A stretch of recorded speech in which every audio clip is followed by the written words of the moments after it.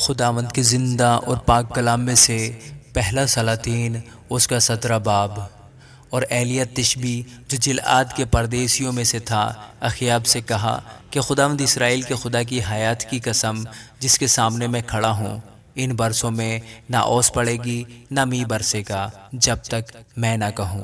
اور خداوند کا یہ کلام اس پر نازل ہوا کہ یہاں سے چل دے اور مشرق کی طرف اپنا رخ کر اور کریت کے نالہ کے پاس جو یردن کے سامنے ہے جا چھپ، اور تو اسی نالہ میں سے پینا۔ اور میں نے کووں کو حکم کیا ہے کہ وہ تیری پرورش کریں۔ سو اس نے جا کر خداوند کے کلام کے مطابق کیا، کیونکہ وہ گیا اور کریت کے نالہ کے پاس جو یردن کے سامنے ہے رہنے لگا۔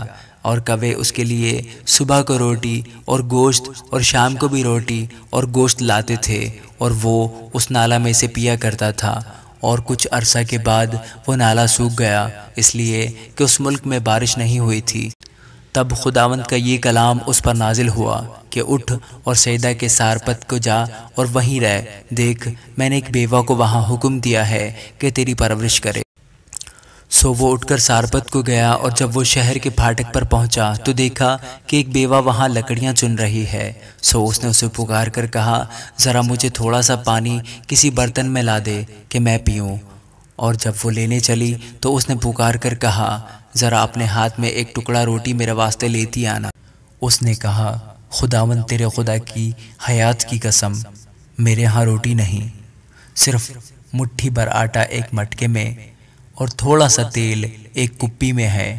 اور دیکھ میں 2 لکڑیاں چن رہی ہوں تاکہ گھر جا کر اپنے اور اپنے بیٹے کے لیے اسے پکاؤں اور ہم اسے کھائیں پھر مر جائیں۔ اور ایلیہ نے اس سے کہا، مت ڈر، جا اور جیسا کہتی ہے کر، پر پہلے میرے لیے ایک ٹکیا اس میں سے بنا کر میرے پاس لے آ، اس کے بعد اپنے اور اپنے بیٹے کے لیے بنا لینا، کیونکہ خداوند اسرائیل کا خدا یوں فرماتا ہے کہ اس دن تک جب تک خداوند زمین پر می نہ برسائے، نہ تو آٹے کا مٹکا خالی ہوگا اور نہ تیل کی کپی میں کمی ہوگی۔ سو اس نے جا کر ایلیہ کے کہنے کے مطابق کیا، اور یہ اور وہ اس کا کنبہ بہت دنوں تک کھاتے رہے۔ اور خداوند کے کلام کے مطابق جو اس نے ایلیہ کی معرفت فرمایا تھا، نہ تو آٹے کا مٹکا خالی ہوا اور نہ تیل کی کپی میں کمی ہوئی۔ ان باتوں کے بعد اس عورت کا بیٹا جو اس گھر کی مالک تھی بیمار پڑا، اور اس کی بیماری ایسی سخت ہو گئی کہ اس میں دم باقی نہ رہا۔ سو وہ ایلیہ سے کہنے لگی، اے مرد خدا، مجھے تجھ سے کیا کام؟ تو میرے پاس آیا ہے کہ میرے گناہ یاد دلائے اور میرے بیٹے کو مار دے۔ اس نے اس سے کہا، اپنا بیٹا مجھ کو دے۔ اور وہ اسے اس کی گود میں لے کر اس کو بالا خانہ پر جہاں وہ رہتا تھا لے گیا اور اسے اپنے پلنگ پر لٹایا۔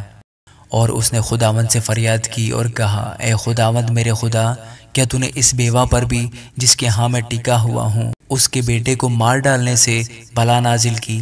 اس نے اپنے آپ کو 3 بار اس لڑکے پر پسار کر خداوند سے فریاد کی اور کہا، اے خداوند میرے خدا، میں تیری منت کرتا ہوں کہ اس لڑکے کی جان اس میں پھر آ جائے۔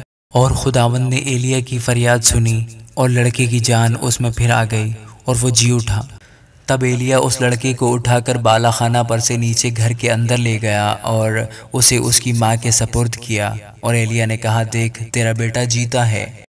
تب اس عورت نے ایلیہ سے کہا، اب میں جان گئی کہ تو مرد خدا ہے، اور خداوند کا جو کلام تیرے منہ میں ہے وہ حق ہے۔ آمین۔